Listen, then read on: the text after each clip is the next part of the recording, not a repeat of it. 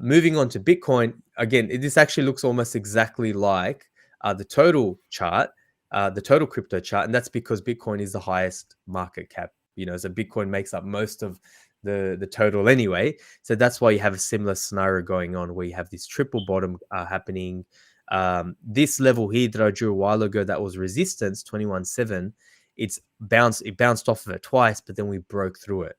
Now, we have had a little bit of a retracement since then, and I'm going to talk about that. We dropped, as of recording, back down to 22. So we did lose 24, which was a very nice level. But there is evidence to suggest that the bottom might be in as well. So I'm going to turn on this indicator, and this is known as a Demark indicator, right? So let me turn that on. Let's see if that goes on. So what is the Demark indicator? So Tom Demark, he's a highly respected trader. He's a highly respected technical analyst, Ahmed, and he's developed a bunch of powerful tools, a bunch of powerful indicators that can be accessed via his own tool. So obviously that's how he makes his money. So you can go buy that tool if you're interested. You probably won't. But on TradingView, actually, they have a very, very simple version of his indicator called, you can just look it up, Tom Demark or Demark signal indicator.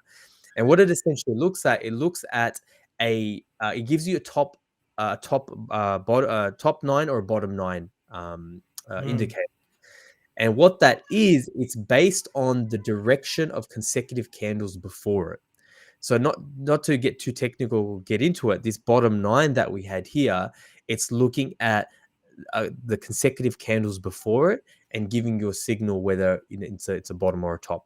Now, you'll be looking at this, you'll be like, oh, but Moby, look here, it said it was a bottom and it went down. Yeah, I know. We're not looking at just one thing. We're looking at multiple things, right?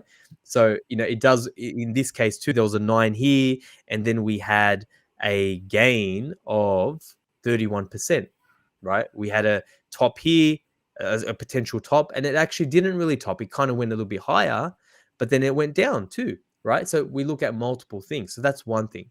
There's another thing too that I'll cast your eye to. There's something known as the pi cycle bottom. Now, traders don't talk about this very often because it doesn't happen very often. It happens very, very, very rarely. But if you've been following the news lately, some traders have been talking about a pi cycle bottom. And it looks at exponential moving lines and crossing. You can look that up. There is a good degree of confidence around pi cycle bottoms. It doesn't necessarily mean it's not going to go lower, but the pi cycle bottom is also in. Whereas, if you look at the rule of 3 or 4 indicators, looking at that previous 9, we didn't have the pi cycle bottom. So I'm looking at the pi cycle bottom. I'm looking at Demark 9. I'm looking at capturing the 60-day EMA, which I said earlier. If I go, actually, I didn't turn that on. If I turn that on here, turn this on here, turn off Demark. Actually, we actually bounced off the 60-day EMA, which is the reason why I'm saying that ETH is actually looking a lot better. So if you see this red line here, Ahmed, you see this red line here, we bounced off of that. That's the 60-day EMA.